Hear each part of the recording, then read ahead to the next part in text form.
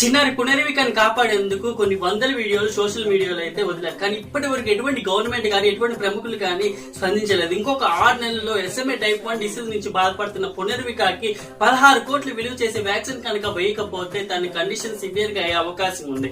సాధారణంగా మన కుటుంబంలో ఎవరికైనా ఆపద వచ్చినప్పుడు ఇక అన్ని దారులు మూసుకుపోయినప్పుడు మన కళ్ళు మన దైవం వారిపై మాత్రమే చూస్తుంది.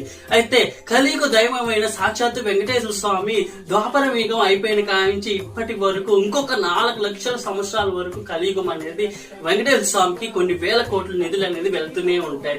భారతదేశంలో ఎప్పుడైనా కానీ వరదలు వచ్చినప్పుడు, నేచర్ డిస్ట్రాయ్ అయినప్పుడు టీటీడీ నుంచి కొన్ని నిధులు అనేది ఆర్థిక సాయం కింద వరద బాధితులకి వాళ్ళు ఇస్తుంటారు అనమాట. అయితే చిన్న పునర్విక విషయంలో కూడా మనం కూడా అలానే ఆలోచిద్దాం. ఈ అభిప్రాయం నాకు వచ్చిన అభిప్రాయం మంచిదో కాదు, మంచిదైతే సమర్థించి ఈ వీడియో టీటీడీ వరకు వెళ్ళేటట్టు చూడండి, తప్పు అయితే నన్ను క్షమించండి. కానీ నాకు వచ్చిన ఏంటంటే, నేను నమ్ముకునే దైవం కృష్ణుడు అంటే వెంకటేశ్వర స్వామి మా కుల దైవం.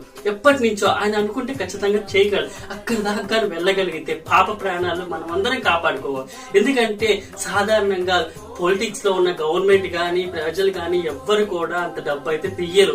ఎంత కష్టపడి చేసినా కూడా అంత డబ్బు అయితే తీయరు. కానీ వెంకటేశ్వర స్వామిని నమ్ముకుంటే మాత్రం ఖచ్చితంగా సాయం చేస్తాడు. టీటీడీ వరకు వెళ్లే వరకు ఈ వీడియోనైతే షేర్ చేయండి.